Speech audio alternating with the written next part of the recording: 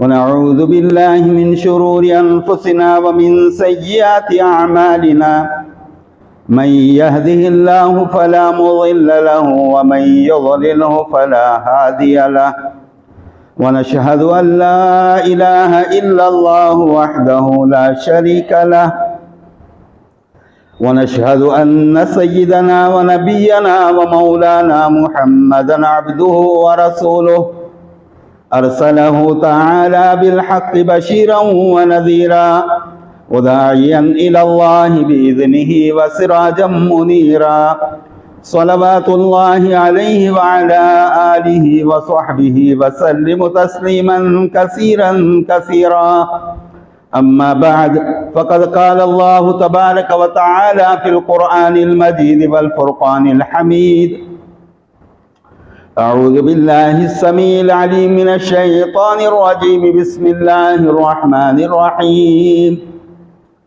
وَلَقَدْ خَلَقْنَا الْإِنسَانَ وَنَعْلَمُ مَا تُوَسْوِسُ بِهِ نَفْسُهُ وَنَحْنُ أَقْرَبُ إِلَيْهِ مِنْ حَبْلِ الْوَرِيدِ إِذْ يَتَلَقَّى الْمُتَلَقِّيَانِ عَنِ الْيَمِينِ وَعَنِ الشِّمَالِ قَعِيدٌ مَا يَلْفِظُ مِنْ قَوْلٍ إِلَّا لَدَيْهِ رَقِيبٌ عَتِيدٌ وقال تعالى أعوذ بالله السميع العليم من الشيطان الرجيم بسم الله الرحمن الرحيم يا أيها الذين آمنوا أطيعوا الله وأطيعوا الرسول وأولي الأمر منكم آمنت بالله صدق الله مولانا العظيم وصدق رسوله النبي الكريم. بزرگوں، تمام تعریفیں اللہ رب العزت کے لیے ہیں جو بڑا مہربان اور نہایت رحم والا ہے۔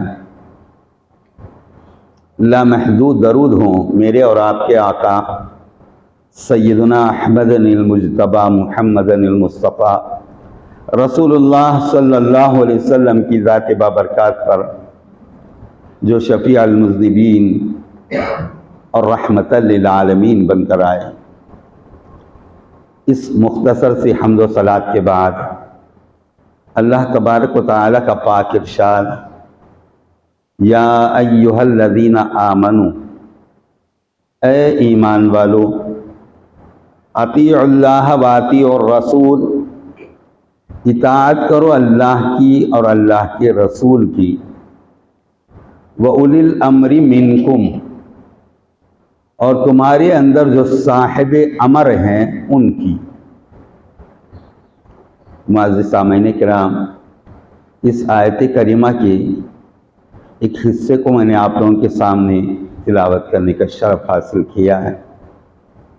جیسا کہ ہم لوگ گزشتہ جمعہ پیوستہ جمعہ سنتے چلے آئے، ایک آیت کو لے کر کے جو بہت چھوٹی ہے لیکن بڑا معنی رکھتی ہے، جس میں اللہ تعالیٰ نے فرمایا، یا ایہا الذین آمنوا اطیعوا اللہ و اطیعوا الرسول، اے ایمان والو فرما برداری کرو اللہ کی اور فرما برداری کرو اللہ کے رسول کی، ولا تبطلوا اعمالکم، اور اپنے اعمال کو باطل نہ ہونے دو، ضائع نہ ہونے دو، اپنے اعمال کو بیکار نہ کر لو۔ تو اب اسی تعلق سے میں نے اس آیت کریمہ کو پڑھا ہے، جس میں اللہ تعالیٰ کا ارشاد ہے، اے ایمان والو اطاعت کرو اللہ کی، اللہ کے رسول کی اور صاحب امر کی۔ تو اب یہ صاحب امر کو سمجھنا بڑا کمال ہوتا ہے۔ جیسا کہ گزشتہ جمعہ بہت ساری گلہ میں نے آپ لوگوں کے سامنے کیا ہے، جبکہ مسجد کے اندر کھڑے ہو کر گلہ کرنا ناگوار سمجھتا ہوں۔ کیا کریں جب اپنے قوم کا حال ستاتا ہے، جب اپنے معاشرے پر نظر کی جائے، جب ہم لوگوں کی حالت کو دیکھتے ہیں تو للہ ایسی باتیں کرنی پڑتی ہیں کہ جس کی وجہ سے انسان کے ہوش اپنے ٹھکانے پر آ جائیں اور وہ معلوم کرے کہ وہ کیا کر رہا ہے۔ ہماری غلطیوں کا احساس دلانا مقصود تھا، نہ کہ اور کچھ۔ چونکہ اللہ تبارک و تعالیٰ کی ذات مستغنی ذات ہے، صمدیت ہے، بڑی بے پرواہ ذات ہے۔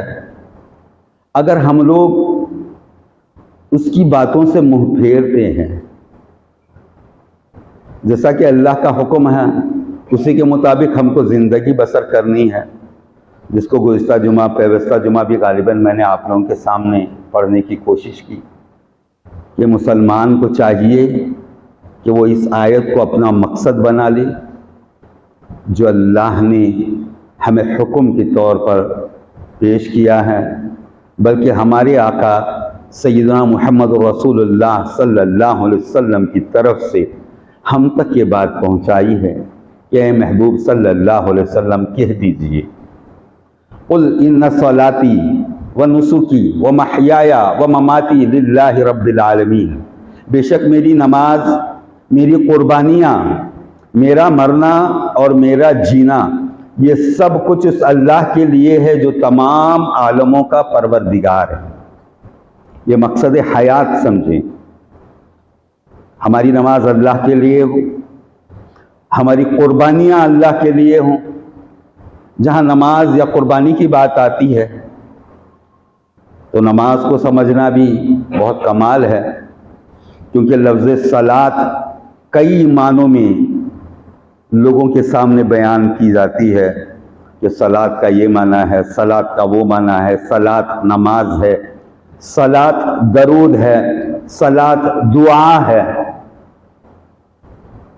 صلاۃ اللہ تعالیٰ کی رحمتوں سے، اللہ تعالیٰ کی رحمتوں سے لبریز یہ طبق سمجھیں جو اللہ تعالیٰ اپنے بندوں پر نچھاور کرتا ہے،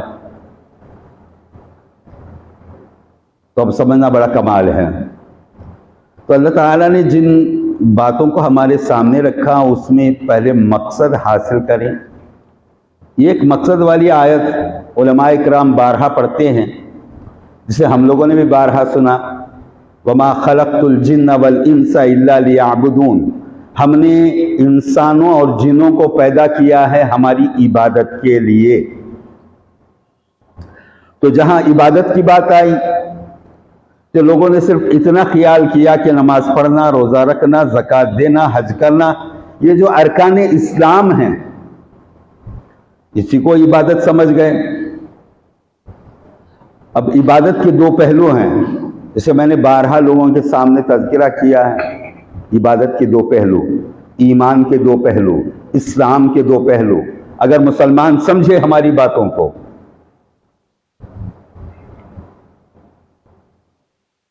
تو اللہ تعالیٰ نے عبادت کے جو دو پہلو بتائے ہیں اس کو حضرت عبداللہ ابن عباس رضی اللہ تعالیٰ نے وضاحت کی۔ اللہ کے رسول صلی اللہ علیہ وسلم کے پیارے صحابی جن کا نام حضرت عبداللہ ابن عباس ہے، انہوں نے اس آیت کی تفسیر کی جو بخاری کے اندر موجود ہے، وَمَا خَلَقْتُ الْجِنَّ وَالْإِنسَ إِلَّا لِيَعْبُدُونَ أَوْ لِيَعْرِفُونَ، ہم نے انسانوں اور جنوں کو جو پیدا کیا ہے ہماری عبادت کے لیے، یعنی ہماری پہچان کے لیے۔ اللہ کی عبادت اللہ کی پہچان کا نام ہے۔ تو جہاں اللہ کی پہچان کی بات آئی تو لوگوں نے مغالطہ اختیار کیا، اس کے اندر غلطیاں کی، کوتاہیاں کی، اور یہ خیال کیا کہ اللہ کو پہچانے کیسے، اللہ کو جانے کیسے، پہچانے کیسے۔ تو جس مقصد سے اللہ تعالیٰ نے انسان کو پیدا کیا، مسجود ملائک بنایا، آدم علیہ السلام حضرت انسان سب سے پہلے، جن کو پیدا کرنے کے بعد اللہ تعالیٰ نے فرشتوں کے سامنے تذکرہ کیا، ہم نے علم سے مالا مال کیا ہے، نوازا ہے آدم کو، وَعَلَّمَ آدَمَ الْأَسْمَاءَ كُلَّهَا ثُمَّ عَرَضَهُمْ عَلَى الْمَلَائِكَةِ، ہم نے پھر فرشتوں سے کہا فَقَالَ أَنْبِئُونِي بِأَسْمَاءِ هَؤُلَاءِ إِن كُنتُمْ صَادِقِينَ، اے ہمارے فرشتوں اگر تم اپنے قول میں سچے ہو تو یہ نام بتاؤ، یہ کیا ہیں؟ تو فرشتے عاجز آ گئے، کہنے لگے لا علم لنا، اے اللہ ہم کو علم نہیں اس کا، الا ما علمتنا، جتنا تو نے ہم کو علم دیا ہے اتنا ہم جانتے ہیں، اس کے آگے ہم نہیں جانتے۔ سبحانک، تو پاک ہے پروردگار، انک انت العلیم الحکیم، بے شک تو ہی علم والی ذات ہے، تو ہی حکمت والی ذات ہے۔ تو اللہ تعالیٰ نے آدم کو حکم کیا کہ اے آدم تم بتاؤ نام، تو آدم علیہ السلام نے نام بتا دیے، یہ فلاں ہے، یہ فلاں ہے، یہ فلاں ہے، یہ فلاں ہے۔ اس کا تذکرہ بھی میں نے کبھی آپ لوگوں کے سامنے کرنے کی کوشش کی ہے، اگر کوئی دانا ہو تو اس کو پکڑ لے، پہچان لے۔ جن کو سننے کا موقع نہیں ہے وہ پھر رجوع کریں، کبھی کوشش کریں، انشاءاللہ پھر اگلی صحبتوں میں آپ لوگوں کے سامنے اس کا بھی تذکرہ کرنے کی کوشش کروں دوبارہ۔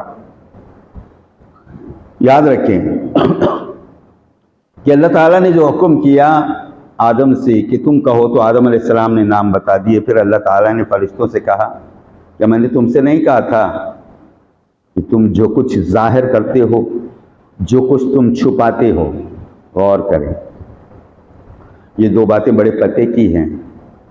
جو کچھ تم ظاہر کرتے ہو، جو کچھ تم اپنے دلوں کے اندر چھپاتے ہو، ان سب کا جاننے والا میں ہوں۔ پھر اللہ نے فرمایا اے میرے ملائکہ، تم تمام کی تمام میرے آدم کو سجدہ کرو۔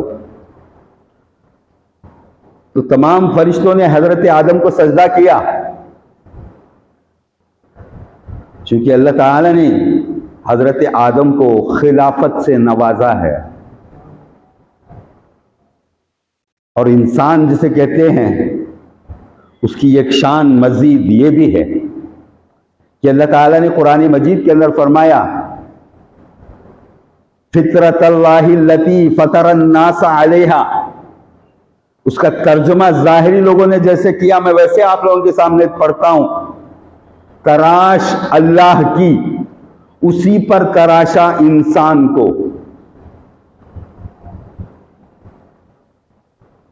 جیسے اللہ کی عادت ہے اسی عادت کے مطابق اللہ نے حضرت انسان کو پیدا کیا۔ یہ بہت بڑا مرتبہ ہے جو حضرت انسان کو اللہ تعالیٰ نے عطا کیا ہے۔ لیکن علماء ہیں ظاہری باتوں کو سامنے رکھتے ہیں، کتابوں میں ٹٹولتے ہیں، تلاش کرتے ہیں۔ تو حضرت ابو ہریرہ رضی اللہ تعالیٰ عنہ والی بات یاد آتی ہے کہ حضرت عمر رضی اللہ تعالیٰ عنہ نے سوال کیا اے ابو ہریرہ بتاؤ، تم حضور صلی اللہ علیہ وسلم کی صحبت میں زیادہ رہتے تھے، حضور صلی اللہ علیہ وسلم کی خدمت میں بہت زیادہ رہنے والے تم تھے، بتاؤ حضور سے اور کیا علم ملا؟ تو حضرت ابو ہریرہ رضی اللہ تعالیٰ عنہ نے فرمایا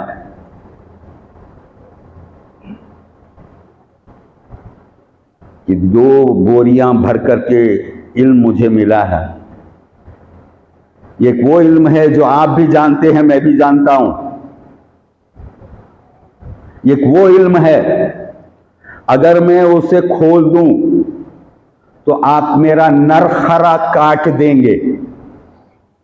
مسئلہ بڑا سمجھنے والا ہے، علماء ظاہر کی بات وہاں تک نہیں پہنچتی ہے، ان کی فہم، ان کے ادراک وہاں تک رسائی نہیں کرتے کہ ایک علم ہے جو سب کے سامنے ہے، ایک علم وہ ہے اگر میں اسے سامنے کھول دوں تو تم میرا نرخرا کاٹ دو گے، جسے ہماری زبان میں ہم کہتے ہیں نلڈا، نرخرا کاٹ دو گے۔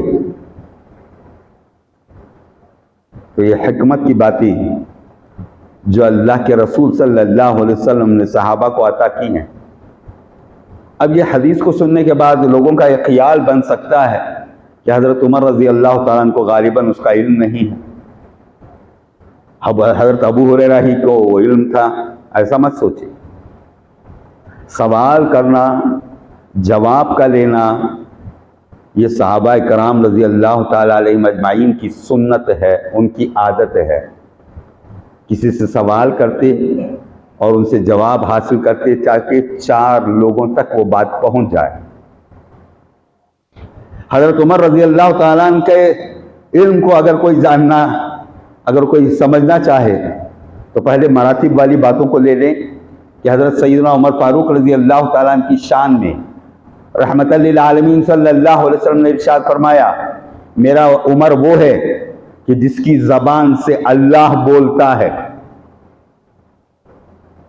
کوئی سمجھے گا حضرت عمر رضی اللہ تعالیٰ عنہ کی بات کو؟ کون پہنچے گا؟ وہ حضرت عمر رضی اللہ تعالیٰ عنہ مسجد میں ہیں، جمعہ کا موقع ہے، منبر پر ہیں، اور کوئی عالم ان کے سامنے ظاہر ہو رہا ہے، یہاں سے آواز کر رہے ہیں، یا ساریعۃ الجبل، یا ساریعۃ الجبل، یا ساریعۃ الجبل. پھر آپ نے جمعہ کا خطبہ کیا، ادا کیا، نماز پڑھائی. پھر جب باہر نکلے تو لوگوں نے پوچھا یہ ساریعۃ الجبل، ساریعۃ الجبل کا کیا معنی تھا جو آپ نے منبر کے اوپر کھڑے ہو کر کے پکارا ہے؟ تو حضرت عمر رضی اللہ تعالیٰ نے فرمایا کہ ساریہ آج جنگ کے میدان میں ہیں، صحابہ کے ساتھ وہ کفار سے جنگ لڑ رہے ہیں، اور وہ جس جگہ پہ کھڑے ہیں ان کے پاس میں ایک پہاڑی ہے، ساریہ خیال کر رہے ہیں. ارے اللہ کے بندے بڑا غور سے سننا باتوں کو. ساریہ خیال کر رہے ہیں کہ کیا پہاڑ کے اوپر چڑھوں یا پہاڑ چھوڑ کر کے دور چلا جاؤں کفار سے لڑنے کے لیے. تو وہاں سے تقریباً 200 یا 300 میل کے فاصلے پر جھگڑا ہو رہا ہے، لڑائی چل رہی ہے، جنگ چل رہی ہے. حضرت عمر فاروق رضی اللہ تعالیٰ عنہ یہاں پر کھڑے ہوئے مدینہ منورہ میں مسجد میں منبر کے اوپر کھڑے ہو کر کے بیان کر رہے ہیں، اور آپ دیکھ رہے ہیں حضرت ساریہ کو، اور وہ جو جنگ چل رہی ہے 300 میل دور اس کو دیکھ رہے ہیں، اور یہاں سے آواز دے رہے ہیں کہ اے ساریہ پہاڑ کے اوپر چڑھ جاؤ، کیونکہ اوپر سے جب آدمی نیچے کو اترتا ہے تو اس کا زور زیادہ پڑتا ہے. تو 3 مرتبہ حضرت عمر رضی اللہ تعالیٰ نے حضرت ساریہ کو یہاں سے پکارا. جب جنگ سے حضرت ساریہ رضی اللہ تعالیٰ عنہ جیت کر کے واپس آ رہے ہیں، حضرت عمر فاروق رضی اللہ تعالیٰ عنہ سے ملاقات کی اور بیان کرنے لگے قصہ کہ جنگ کے میدان میں یہ حال ہمارا ہوا. تو یا امیر المؤمنین، میں وہاں پر آپ کی آواز کو سن رہا ہوں. میں ذرا گڑبڑ میں آ گیا تھا کہ کہاں جاؤں، کیا پہاڑ کے اوپر چڑھوں یا کفار کو ادھر سے گھیروں. یا اللہ میری حمایت کر، میری مدد کر. میں اللہ کو پکار رہا تھا، تو ایسے میں مجھے ایک آواز آئی ہے امیر المؤمنین، وہ آواز آپ کی تھی. آپ کی آواز میں سن رہا ہوں کہ یا ساریعۃ الجبل، یا ساریعۃ الجبل، یا ساریعۃ الجبل. 3 مرتبہ میں نے آپ کی آواز کو سنا ہے. جو پاس میں کھڑے دوسرے صحابہ ہیں ان کا حال کیا ہوگا غور کریں. یہ حضرت عمر فاروق رضی اللہ تعالیٰ عنہ کا مقام ہے، یہ ان کی پہچان ہے، یہ ان کی شناخت ہے. آج علماء بڑے زور و شور سے ایسی ایسی باتیں کرتے ہیں کہ جس کا سننا ہی گناہ عظیم سمجھتا ہوں. یہاں تک کہ ہمارے آقا سیدنا محمد رسول اللہ صلی اللہ علیہ وسلم کی شان میں گستاخیاں کرنے والے اور اپنے آپ کو علماء ظاہر کر رہے ہیں. ارے حضرت عمر فاروق کا کیا مسئلہ ہے؟ حدیث کتابوں میں اٹھاؤ، پڑھو، لوگوں کو سناؤ، سمجھاؤ. یہ ساریعۃ الجبل والا کیا مسئلہ ہے؟ تو اے اللہ کے بندو، جو کچھ اللہ نے انہیں عطا کیا سو عطا کیا، وہ کہاں اور ہم کہاں؟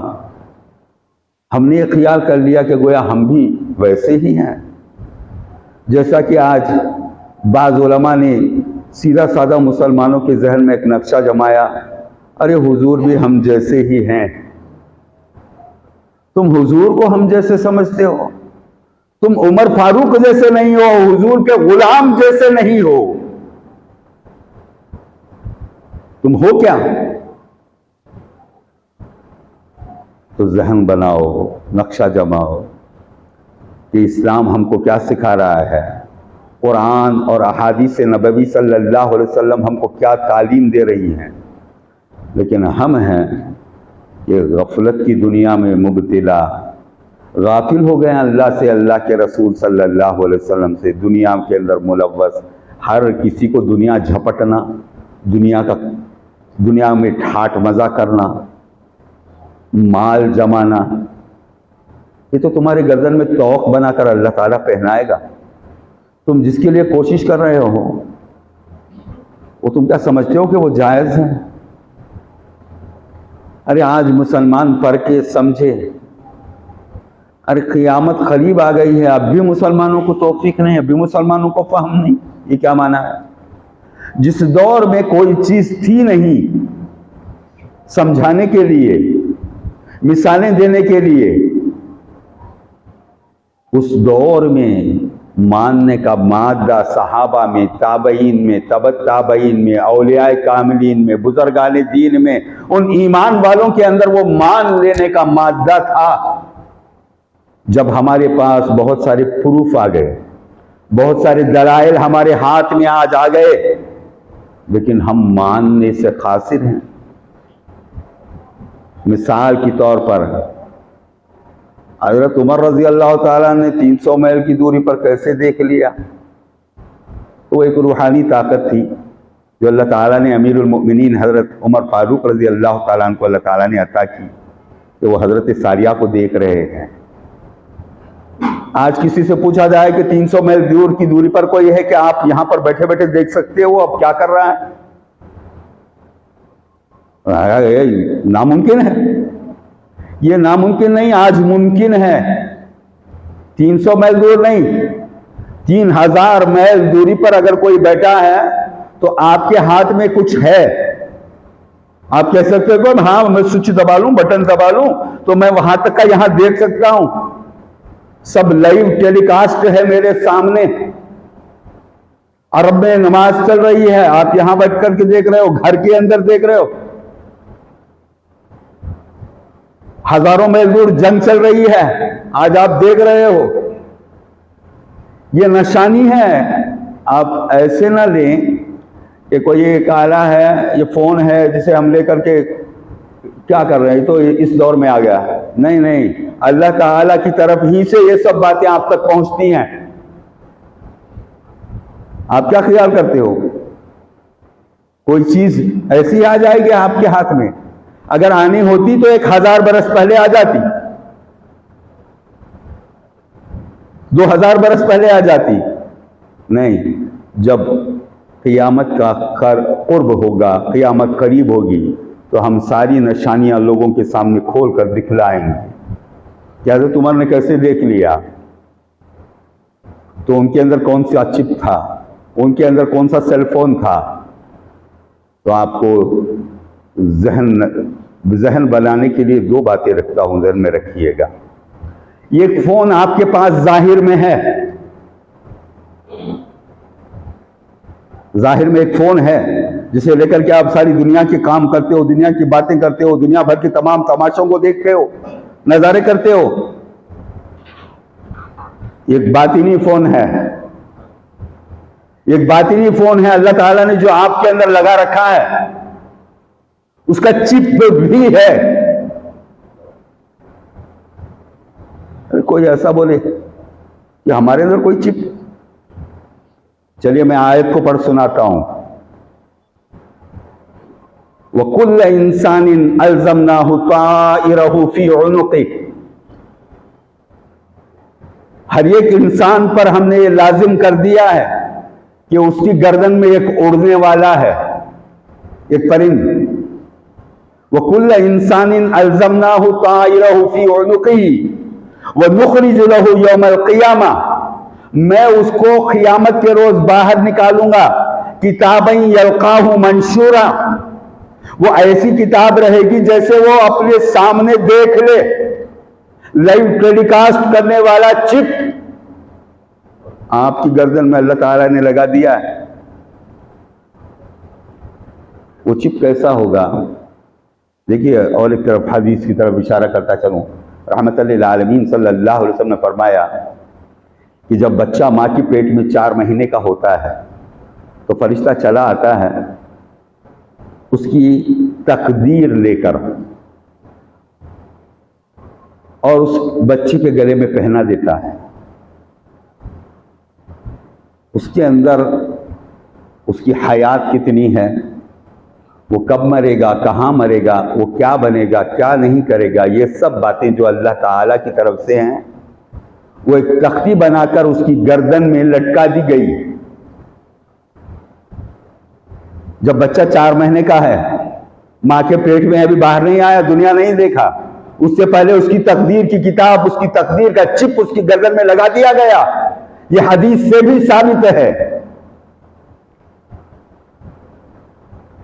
تو اب حدیث سننے والے نے حدیث سن لیا، وہ گردن میں ہماری لٹکائی ہوئی وہ جو کتاب ہے، وہ تختی تقدیر کی جس میں لکھا ہوا، وہ کہاں ہے، وہ کیسی ہوگی؟ یہ جو خیال آپ کا ہے، اس خیال کو دکھلانے کے لیے اللہ تعالیٰ نے آپ کے ہاتھ میں فون بنا کر کے گویا اس کو پیش کر دیا ہے کہ دیکھو تم چپ لے کر کے کیا کیا کر سکتے ہو. تم اس میں سے ویڈیو نکال سکتے ہو، فوٹوز نکال سکتے ہو، جو کچھ کر رہے ہو اللہ تعالیٰ نے تمہارے اندر بھی کچھ رکھ دیا. اور اس کے 2 ایپ بھی رکھے. اگر کوئی سمجھے ہماری بات کو، ایک کا نام ہے منکر، ایک کا نام ہے نکیر. ایک داہنے ہاتھ پر بیٹھا، ایک بائیں ہاتھ پر بیٹھا. اچھائی کرتے ہو تو کوئی تمہاری کتاب لکھ رہا ہے، برائی کرتے ہو تو اس کو بھی تحریر کرتا ہے. کیا آپ نے نہیں سنا کہ ہر ایک انسان کے ساتھ 2 فرشتے ہیں، کرامن کاتبین، لکھنے والے فرشتے. آپ نے دیکھا کبھی کہاں فرشتے بیٹھ کے لکھتے ہیں؟ تو میں دونوں فرشتوں کو 2 ایپ کی طرح آپ کے سامنے رکھ دیا ہے. ارے اللہ کے بندو، اللہ تعالیٰ نے قرآن مجید کے اندر یہ بھی تذکرہ کیا، کذالک نوریہم. دیکھیے اللہ تعالیٰ فرماتا ہے ہم اپنی نشانیوں کو ان کے سامنے کھول کر رکھیں گے، آفاق میں اور ان کے جانوں میں، ان کے نفسوں میں، ہمارے اندر اور اوپر کے حصے میں آسمانوں کی طرف.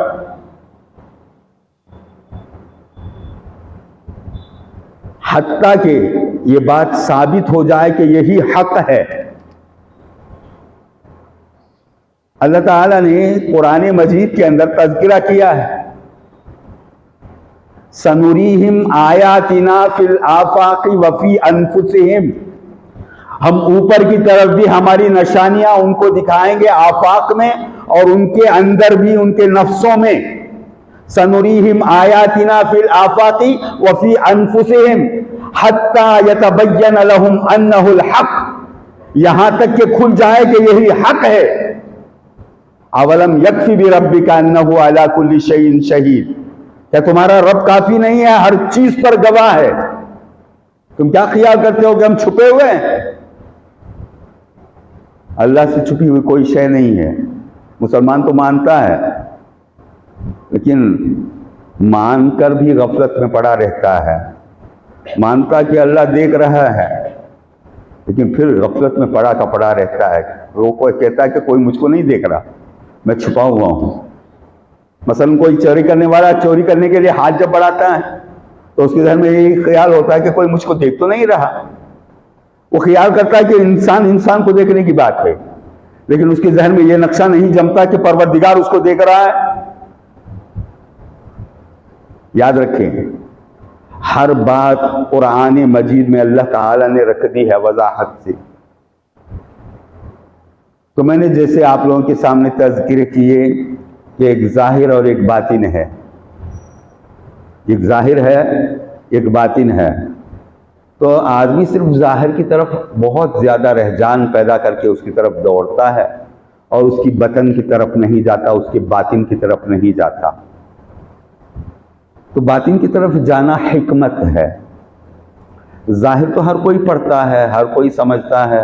ظاہری تمام علماء جو ہیں اپنی باتوں کو سامنے رکھتے ہیں، تذکرے اس کے کر رہے ہوتے ہیں، لیکن باطنی علم و فنون جسے کہتے ہیں قرآن ظاہر میں تو ہمارے سب کے ہاتھوں میں ہے. ہر مسلمان قرآن کو اٹھاتا ہے، پڑھتا ہے، چومتا ہے، بوسے دیتا ہے، اسے ثواب کے لیے پڑھتا ہے. ایک آیت پر، ایک حرف پر 10 نیکیاں ہیں. بہت زیادہ کماتا ہے، کیا کیا باتیں بتاتا ہے، یہ سب تو کرتا ہے، لیکن اس کے باطن کو اس نے دیکھا نہیں، اس کے اندر کی حکمت کو اس نے پہچانا نہیں. تو میں نے آپ لوگوں کے سامنے وہ حدیث بھی رکھ دی جس میں آقا کا ارشاد ہے، رحمت للعالمین صلی اللہ علیہ وسلم نے فرمایا، قرآن تمہارے لیے امام ہے، نور ہے اور ہادی ہے. اب یہ 3 باتوں کو سامنے رکھے، پہلے پکڑے اس کو. قرآن کو اپنا امام مان لے، اس سے نور حاصل کر لے، اس سے ہدایت پائے. تو کیسے ہو سکتا ہے؟ قرآن پڑھنے والا پڑھتا ہے. دیکھیے ایک جگہ اللہ تعالیٰ نے فرمایا کہ اسی قرآن سے بہت سارے لوگ، غور کریں، اسی قرآن سے بہت سارے لوگ ہدایت پاتے ہیں اور بہت سارے لوگ گمراہ بھی ہوتے ہیں. اب کیا کریں؟ کیوں گمراہ ہو رہے ہیں قرآن پڑھ کے؟ قرآن پڑھ کے گمراہ کیسے ہو سکتا ہے آدمی؟ تو وہ صرف پڑھتا ہے، اس کو اپناتا نہیں، تب تو وہ گمراہ ہوتا ہے. اس کو اپنانا، اس کو پڑھنا بہت فرق ہے. ہر کوئی کتاب کے اوپر دیکھیے دلائل کی دنیا میں دوڑ رہا ہوتا ہے، پوچھتا ہے کیا وہ کتاب میں ہے، کیا وہ قرآن میں ہے، کیا وہ حدیث میں ہے، کیا ادھر ہے، کیا ادھر ہے. یہ سب جو معاملے آپ کر رہے ہیں یہ کہاں لکھا ہوا ہے؟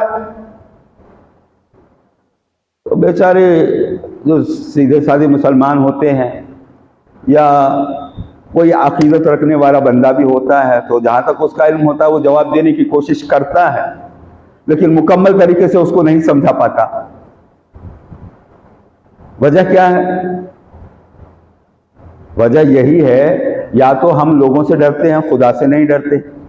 جواب معلوم ہے، لوگ کچھ برا نہ مان جائیں، لوگوں کا خیال کر کے ہم ایسی ویسی باتیں بتائیں. ارے جس کے دل کے اندر اللہ کا ڈر ہے وہ کب لوگوں سے ڈرے گا؟ جو حق ہے اس کو بیان کرنے والا اللہ سے ڈرے گا. تو ہمارے رشتہ دار برا مان جائیں گے، یہ عقیدے میں ہیں، وہ عقیدہ ان کا ہے، یہ عقیدہ ایسا ہے، وہ عقیدہ ایسا ہے. عقائد کی دنیا میں لے کر کے یہاں تک کہ نمازوں کو بھی ان لوگوں نے اتنا اس کا ٹھٹول کیا، اس کا اتنا زیادہ مذاق اڑایا ہے نماز کا. انگلی ایسے ایسے ہلاتے رہنا، انگلی گھماتے رہنا، وگرنہ تمہاری نماز نہیں ہوگی. تم ایسے پھینگڑے کی طرح پیر جما کے بیٹھ جانا، پیروں کو پھیلا کر کے تم نماز کو کھڑے ہونا. تم سینے پہ ہاتھ باندھو تو نماز ہوگی، اگر تم ناپ پہ ہاتھ باندھو گے تو نماز نہیں ہوگی. ارے اللہ کے بندے، تو نماز کو جانتا ہی نہیں ہے. تو ارکان نماز میں جھگڑا کر رہا ہے، جھگڑا پیدا کر رہا ہے. پیٹ بھرنا مقصود ہے. کسی کے پاس برتن چینی کا ہے، کسی کے پاس برتن لوہے کا ہے.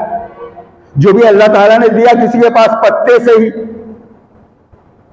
کسی کے پاس برتن بھی نہیں ہے روٹی رکھنے کے لیے، ہاتھ میں لے کر کے ٹکڑے توڑ کر بھی کھاتا ہے. مقصد کیا ہے کہ پیٹ بھرے. تو یہ علماء کو کب بات سمجھ میں آئے گی کہ ان علماء نے ایسے فساد مچا دیے ہیں آج کے دور میں کہ مسلمان کو اسلام سمجھنا مشکل ہو رہا ہے. تو اللہ کے بندو، میں آپ لوگوں کے سامنے اس بات کو رکھوں، صرف آپ اپنے ظاہر کے اوپر اگر نگاہ کرتے ہو تو آپ گمراہ ہو جاؤ گے. آپ ظاہر بھی ہو، آپ کا ایک باطن ہے. ذہن میں رکھیں، ہر شے جو آپ دیکھ رہے ہیں اس کا ایک ظاہر ہے، اس کا ایک باطن ہے. اس کا آغاز ہے یعنی اس کی ابتدا، اور اس کی انتہا ہے. تو میں ایک آیت آپ لوگوں کے سامنے پڑھ لوں، اس کو ذہن میں رکھیے گا تاکہ آپ کو ہر بات اسی طریقے سے پہچاننا ہے. جیسے ہمارے اندر بھی بزرگوں کی طرف سے بات آتی ہے، ذرا آگے پیچھے سوچ سمجھ کے بولنا، آگے پیچھے کیا ہے وہ ذرا سوچ سمجھ کے چلنا. ذرا نیچے اوپر نگاہ کر کے جاؤ. یہ جو مثالیں ہم لوگ سنتے ہیں، یہ مثال سمجھتے ہو آپ؟ چلو میں قرآن سے پڑھوں. اللہ تعالیٰ کی ذات فرماتی ہے، هو الاول، اول اللہ ہے، هو الآخر، وہی آخر ہے، هو الظاہر وہی ظاہر ہے، هو الباطن وہی باطن ہے، بطن میں ہے، چھپا ہوا، وہو بکل شیء علیم وہ ہر چیز کا علم رکھنے والی ذات ہے اللہ کی۔ تو یہ چار نام جو اللہ تعالیٰ نے جوڑ کر کے بتائے، هو الاول والآخر والظاہر والباطن، یہ چار ناموں کو لے کر کے آپ کسی بھی چیز کو پرکھنا چاہیں گے تو یہ چار کونے آپ پکڑ لینا، اول آخر کو دیکھنا، ظاہر باطن کو پرکھنا۔ اگر یہ بات آپ کے اندر آ گئی تو یقین مانے آپ کے سامنے کوئی چیز چھپی نہیں ہے۔ تو معزز سامعین کرام، ان باتوں کا اظہار کرنے کے لیے پھر میں اس آیت کی طرف چلوں جس میں ہم لوگوں نے سنا کہ اللہ تعالیٰ فرماتا ہے یا ایھا الذین آمنو، اے ایمان والو۔ تو اب بے ایمان کی تو بات ہے نہیں، بے ایمانوں کو اللہ نہیں پکار رہا، ایمان والوں کو پکارتا ہے، یا ایھا الذین آمنو اطیعوا اللہ واطیعوا الرسول، فرما برداری کرو اللہ کی، اللہ کے رسول کی، وَأُولِي الْأَمْرِ مِنْكُمْ جو تمہارے اندر صاحب امر ہے۔ اب یہ صاحب امر کو لے کر بھی جھگڑا ہو گیا ان کے اندر۔ انہوں نے کہا کہ بادشاہ وقت جو ہے وہ امیر ہے، کسی نے کہا نہیں نہیں یہ جماعت کا امیر ہے، کسی نے کہا نہیں نہیں گھر میں باپ جو ہے نا وہ امیر ہوتا ہے، اس کی بات مان لو۔ وہ اولی الامر کیسے بن سکتا ہے؟ آپ نے عمر کو تحقیق نہیں کیا، آپ نے امر کو تحقیق نہیں کیا، آپ کو امر کی پہچان نہیں آئی، آپ امر کے بارے میں جانتے نہیں۔ تو میں آپ لوگوں کے سامنے مزید ایک آیت اور پڑھوں۔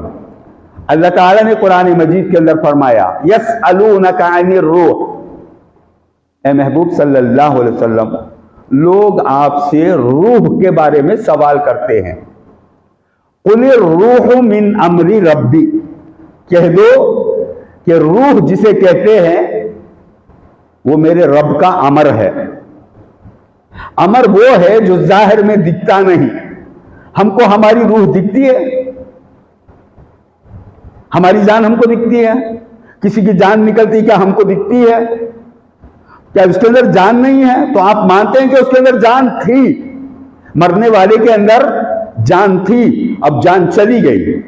کون جان تھی، کہاں چلی گئی؟ تو آپ سمجھو کہ امر جسے کہتے ہیں وہ رب کا امر کیا ہے؟ تو جیسا ہونے کے باوجود آنکھوں کے سامنے ظاہر نہیں ہوتا، اس بات کو کہا جاتا ہے باطن۔ تو یہ باطن کا جو علم رکھتا ہے اسے اولی الامر کہا جاتا ہے۔ جو باطنی علم رکھتا ہے اسے اولی الامر کہا جاتا ہے۔ اولی الامر تو امیر المؤمنین حضرت عمر فاروق بھی تھے کہ جنہوں نے حضرت ساریہ کو دیکھ لیا 300 میل کی دوری پر، ان کا معاملہ بھی یہاں کھڑے ہو کر کے حل کر دیا۔ یہ تو ظاہری حدیث ہے، ہر ملانا پڑھتا ہے، لیکن اس کو سمجھے یہ بڑا کمال ہے، حدیث کو سمجھ جائے یہ بڑا کمال ہے۔ تو میں آپ لوگوں کو سے التماس کروں گا کہ آپ لوگ ان باتوں کو اچھی طرح سے سمجھ لیں، پھر خدا جانے کوئی ایسی باتیں آپ کے سامنے تذکرے کے طور پر کرنے والا آئے یا نہیں۔ لیکن وقت ایسا ہے، نزاکت کا نازک وقت، ہمیں اپنے ایمان کی حفاظت کرنی ہے۔ ایمان بچانے کے لیے جو کوشش کرنی ہے صحیح ہے وہ یہ کہ حضور علیہ السلام نے فرمایا قیامت کے قریب دور فتن جہاں شروع ہو جائے گا، فتنوں کا دور، آزمائشوں کا دور، دجل کا دور، جھوٹے لوگوں کا دور، مکاریوں کا دور، جب یہ چالو ہو جائے گا، جب شروع ہو جائے گا تو ایسے میں آدمی کرے کیا؟ تو حضور علیہ السلام نے فرمایا ایک سوکھے پیڑ کا تنا ہی کیوں نہ ہو، ایک سوکھے پیڑ کا تنا ہی کیوں نہ ہو، اسے مضبوطی سے نپٹ جاؤ، اسے مضبوطی سے پکڑ دو اور اپنے ایمان کو بچا لو۔ تو ایمان بچانا آج بہت مشکل ہے۔ ارے ہمارے ہاتھوں سے اسلام ہی نکل رہا ہے، ہم سمجھ نہیں پا رہے ہیں وہ ایمان کی جو چنگاری ہے وہ کہاں چھپی ہوئی ہے، ہم نہیں جانتے ہیں۔ ہم صرف مانتے ہیں کہ ہم ایمان والے ہیں، ہم اللہ کو مانتے ہیں، اللہ کے رسول کو مانتے ہیں۔ ایسے یہ خیالات کی دنیا میں مت جائیے، اسے اچھی طرح سے پرکھنے کی کوشش کریں، اس کی حفاظت کریں۔ اگر آپ ایمان والے ہیں تو آپ کی ایمان کی حفاظت کیسے کرنی ہے انشاءاللہ اگلی صحبتوں میں آپ لوگوں کے سامنے پیش کرنے کی کوشش کروں گا کہ ایمان کیسے بچا سکتے ہیں، کیسے بچایا جا سکتا ہے اس دور میں، یاد رکھیں۔ تو معزز سامعین، اس آیت کو یاد رکھیں۔ اولی الامر جسے کہتے ہیں وہ صاحب امر، یعنی روحانی معاملات کا حل کرنے والا، روح کو سمجھنے والا، یعنی حکمت کی باتیں جاننے والا، باطنی باتوں کے اوپر جس کی نگاہ ہے، یعنی جس کا ضمیر زندہ ہے۔ کتنی باتیں میں آپ لوگوں کے سامنے رکھ سکتا ہوں، یا اللہ تعالیٰ نے جسے روحانی طریقے سے جس کی مدد کی ہے۔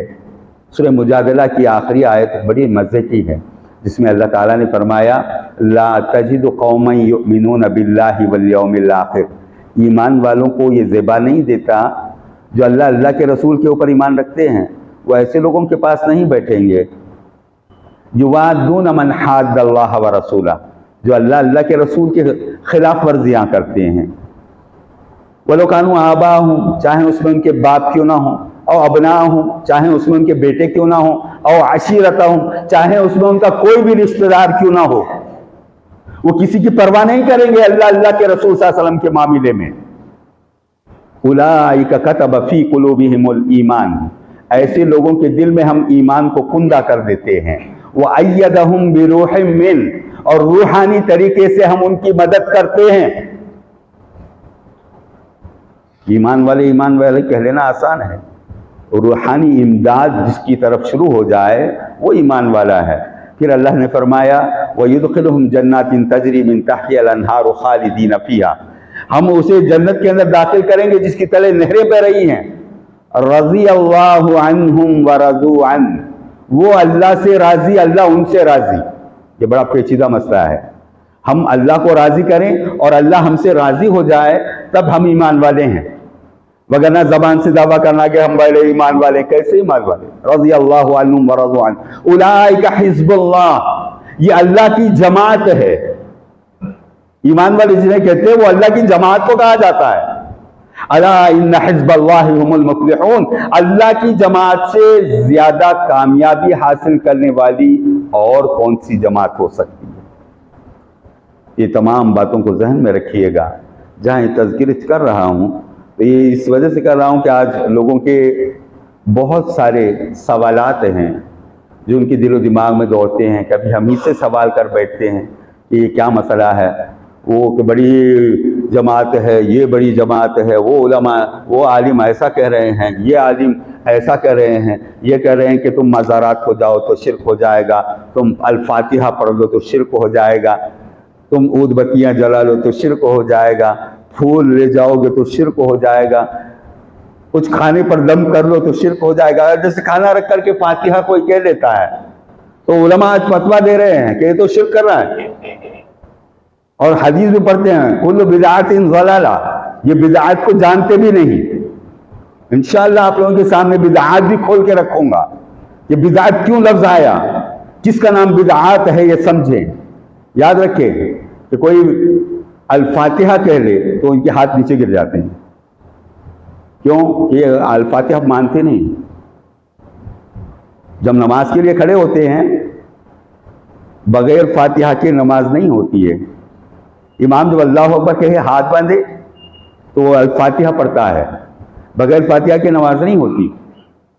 اور فاتحہ کسی اور امت کو نہیں دی گئی، کسی اور پیغمبر کو اللہ تعالیٰ نے نہیں دیا فاتحہ اللہ تعالیٰ نے ہمارے آقا سیدنا محمد رسول اللہ صلی اللہ علیہ وسلم کو خاص عطا کیا، جسے کہتے ہیں ام الکتاب، 7 مثانی، اور ہم پڑھنے والے حقدار بن گئے۔ فاتحہ اللہ نے ہم کو دی ہے، اس سے کوئی منہ موڑتا ہے اور یہ سمجھتا ہے کہ ارے ایسا کرنا شرک ہے، ویسا کرنا شرک ہے۔ ارے شرک اللہ کے ساتھ کسی کو جوڑنے کا نام ہے۔ اللہ کے ساتھ کون سی شے جڑ سکتی ہے بتاؤ؟ وہ تو وحدہ لا شریک ہے۔ کیا یہ بتیاں لے جاؤ گے جوڑنے کو اللہ کی طرف؟ کائنات میں کوئی چیز نہیں ہے، اس جیسا کوئی نہیں ہے، یہ ایمان ہمارا ہے۔ تو پھر ان چیزوں کو لے کر کے کوئی جوڑ کر کے بتا رہا ہے، جیسے علماء چیخ کر چلا کر کہتے ہیں کہ دیکھو فلاں کام بدعت ہے، فلاں کام شرک ہے، تم جہنم میں چلے جاؤ گے۔ اللہ سے آپ ایسی امید مت رکھنا کہ تم جہنم میں جاؤ گے، تمہارا اللہ ایسا نہیں ہے۔